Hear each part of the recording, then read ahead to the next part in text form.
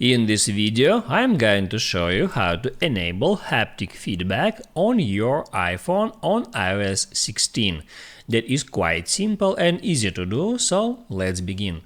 And first, open up Settings, then tap at Sounds and Haptics, and then right here scroll down until you find Keyboard Feedback, get into it, and there you have to enable this haptic feature. Just toggle on this feature next to haptic, and now if you open up some app that use keyboard, let it be a Notes app, I can create new note and then I can start typing, and now I feel a little vibrate while I'm typing at a keyboard. That's how it works. I hope it helps you guys, so don't forget to like and subscribe.